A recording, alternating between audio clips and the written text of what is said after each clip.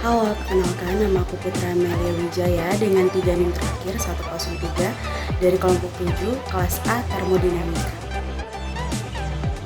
Perkenalkan, nama saya Aulia Zara Putri Novi dengan NIM belakang 142 dari kelompok 7 Termodinamika. Assalamualaikum warahmatullahi wabarakatuh. Halo semuanya. Perkenalkan, nama aku Sabila Pinasti dengan NIM akhir 147. Aku dari kelas A Termodinamika kelompok 7 Fisika 2021. Perkenalkan, nama aku Juniara Bersa Setiawan dengan NIM 132 Nama saya Rahma Irani dengan NIM 096. Nama saya Ignatius Gunadi dengan NIM 078.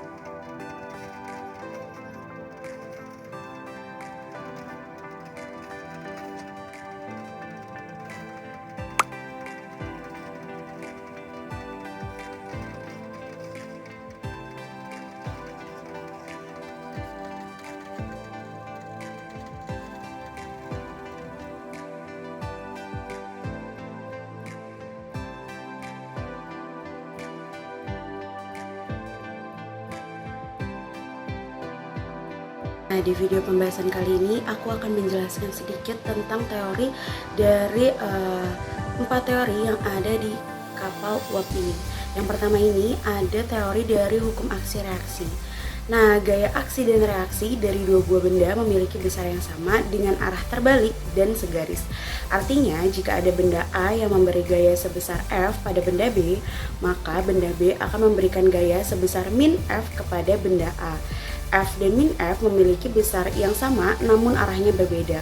Hukum ini juga terkenal sebagai hukum aksi reaksi, dengan F disebut sebagai aksi dan min F adalah reaksinya. Oke, untuk dasar teori yang kedua di sini ada tekanan uap.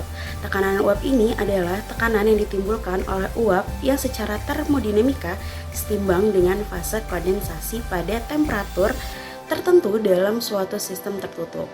Tekanan uap atau sering disebut dengan kesetimbangan tekanan uap merupakan sebuah indikasi adanya laju penguapan zat cair. Hal itu berhubungan dengan kecenderungan partikel untuk meloloskan diri dari cairan. Zat volatil adalah zat yang mempunyai tekanan yang tinggi pada suhu normal. Untuk yang ketiga ada massa jenis. Massa jenis suatu zat ini adalah pengukuran massa setiap satuan volume benda. Massa jenis suatu zat dapat ditentukan dengan membagi massa zat dengan volume zat. Massa jenis zat menunjukkan tingkat kerapatan suatu zat. Semakin tinggi massa jenis suatu benda, artinya semakin besar pula massa pada setiap volumenya. Massa jenis rata-rata suatu benda dihitung dari total massa dibagi dengan total volumenya. Sebuah benda dengan massa jenis yang lebih tinggi memiliki volume yang lebih rendah dibanding dengan benda bermassa sama dengan massa jenis lebih rendah. Yang terakhir ada perpindahan kalor yang dapat didefinisikan sebagai suatu proses berpindahnya suatu energi kalor dari satu daerah ke daerah lain akibat adanya perbedaan temperatur pada daerah tersebut. Ada 3 bentuk mekanisme perpindahan panas yang diketahui, yaitu konduksi, konveksi, dan radiasi. Pada pembuatan kapal uap menggunakan sarana penggerak uap yang keluar dari dalam kaleng, dan ketika kaleng pada bagian bawah dipanaskan, udara yang berada di dalam kaleng pada bagian bawah akan mengalami kenaikan temperatur dan kemudian memuai.